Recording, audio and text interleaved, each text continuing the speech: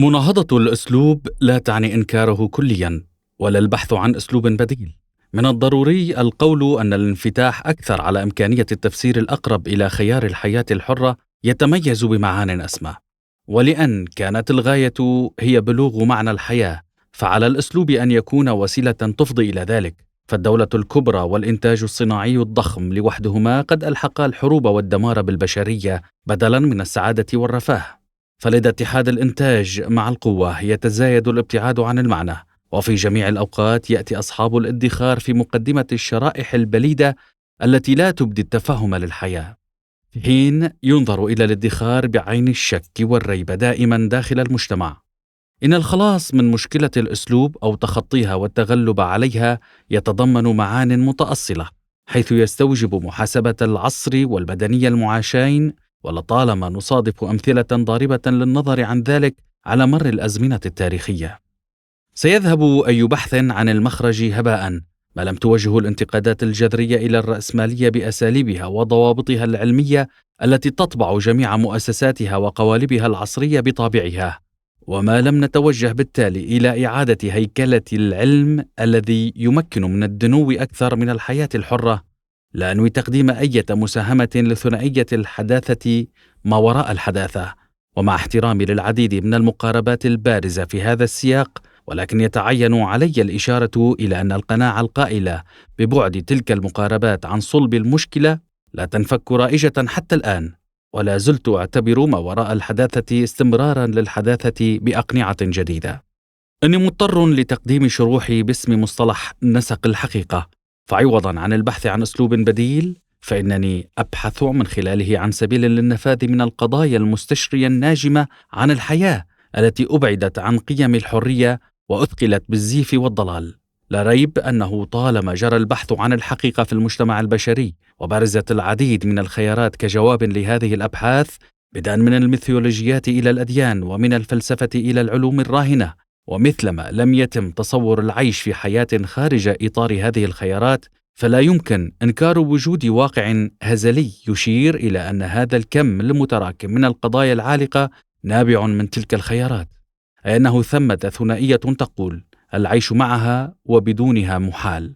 لكن الحداثة التي نحياها هي ذات فوارق فريدة من نوعها، حيث بلغت حدود اللا استمرار في العديد من الميادين. وإذ ما سعينا لتعدادها بشكل خاطف فسنلاحظ التضخم السكاني المفرط، نفاد الموارد، دمار البيئة، التصدعات الاجتماعية المتعاظمة بلا حدود، الروابط الإخلاقية المنحلة، انقطاع الحياة عن الزمان والمكان، الحياة المفتقدة لجاذبيتها وشاعريتها تحت وطأة التوترات الكبرى، أكداس الأسلحة النووية القادرة على إحالة الدنيا إلى صحراء قاحلة، وضروب الحروب الجديدة اللامتناهية والمستفحلة في البنية الاجتماعية برمتها.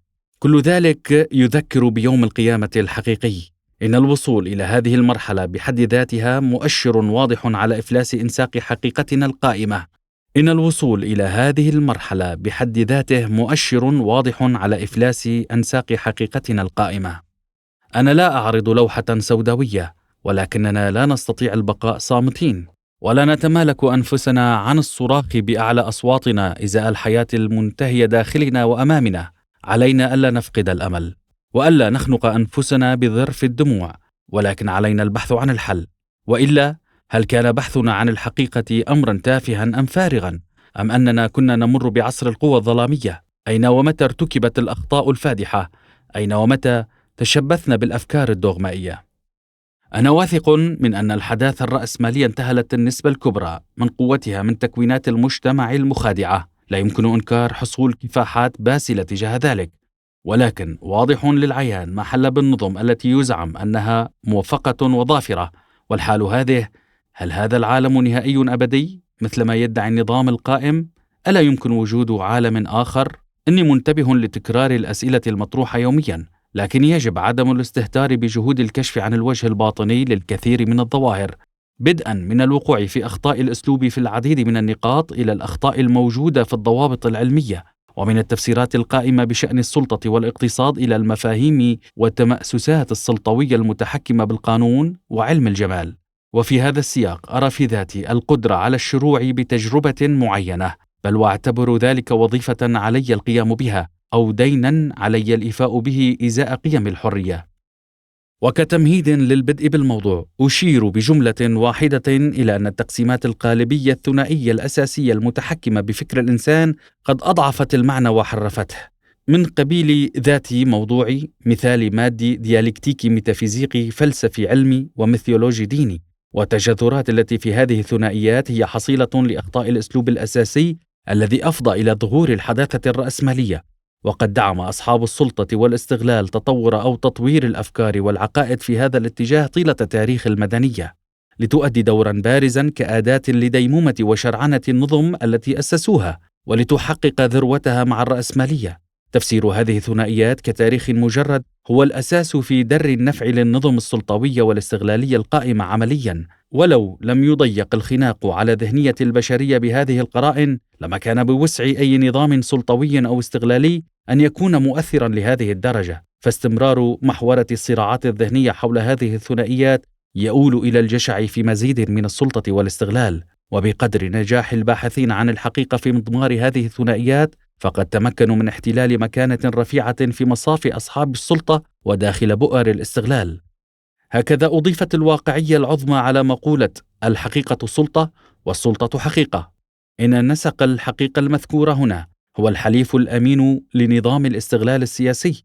أما محصلة هذا التحالف فهي المزيد من القمع والاستغلال، وهذا بدوره يؤول إلى فقدان وضياع الحياة الحرة الفاضلة